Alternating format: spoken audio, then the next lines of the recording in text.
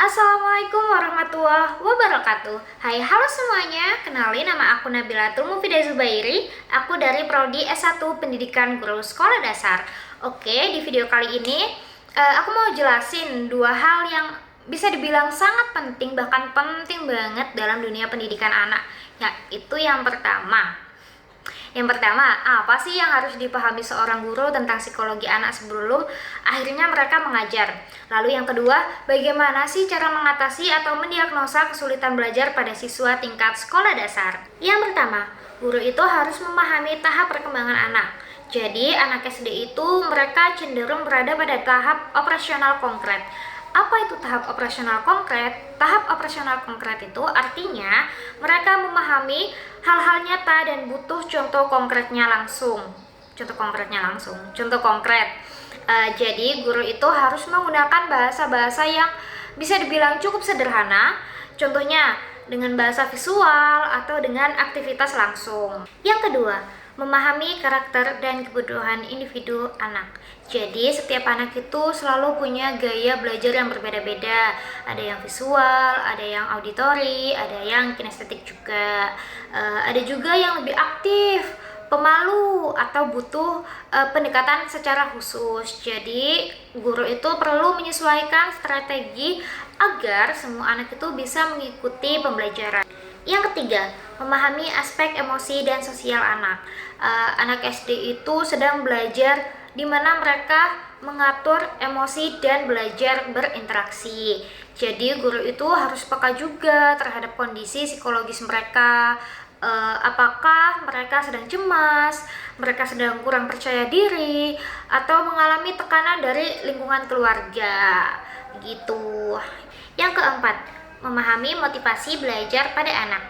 Anak itu belajar lebih baik ketika mereka merasa aman, ketika mereka merasa dihargai, ketika mereka merasa dipuji dengan tepat. Jadi sebagai guru juga perlu menghindari hukuman yang berlebihan, serta lebih mengutamakan dorongan positif dan penguatan. Yang kelima, memahami latar belakang keluarga dan lingkungan anak. Lingkungan rumah itu sangat-sangat berdampak dan sangat-sangat mempengaruhi perilaku pada anak dan juga kemampuan belajarnya pasti. Dengan tahu kondisi keluarga, guru bisa lebih tepat memberi dukungan, memberi motivasi, terutama untuk anak-anak yang memiliki hambatan belajar. Yang pertama, observasi langsung di kelas.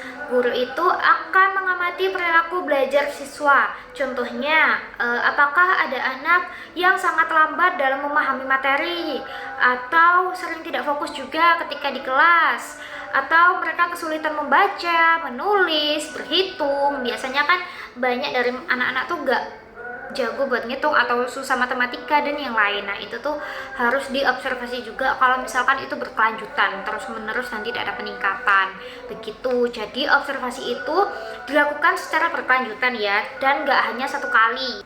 Yang kedua, melakukan penilaian atau asesmen awal. Guru itu dapat menggunakan tes sederhana seperti membaca satu paragraf, atau menulis suatu kalimat, atau menyelesaikan soal dasar. Nah, dari sini guru itu juga dapat melihat bagian mana yang menjadi hambatan pada anak tersebut atau pada siswa tersebut. Yang ketiga, menganalisis hasil belajar dan tugas-tugas siswa.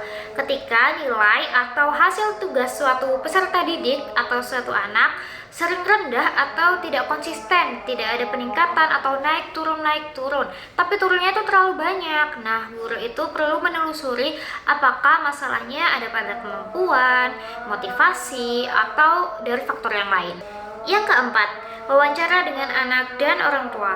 Guru itu bisa bertanya dengan bahasa yang sangat lembut untuk mengetahui apakah anak itu mengalami suatu tekanan, masalah di rumah, atau kesulitan yang tidak bisa dijelaskan atau yang tidak terlihat juga di kelas. Begitu. Jadi melalui wawancara dengan orang tua akan sangat-sangat membantu meringankan yang akhirnya akan mengetahui riwayat perkembangan pada suatu peserta didik tersebut. Yang kelima, konsultasi dengan ahli atau guru BK. Jika ditemukan gejala seperti disleksia, disgrafia atau diskalkulia, maka guru itu perlu bekerja sama dengan psikolog atau guru BK untuk mengambil tindakan lebih lanjut. Yang keenam, membuat catatan anekdot dan portofolio perkembangan. Ini sebagai dokumentasi yang menunjukkan perkembangan anak dari waktu ke waktu nantinya, sehingga diagnosis itu akan lebih akurat juga dan gak terburu-buru pastinya. Demikian penjelasan yang dapat saya sampaikan mengenai hal-hal yang harus dipahami guru terkait psikologi anak sebelum mengajar pastinya juga, serta cara mendiagnosis kesulitan belajar pada siswa tingkat sekolah dasar.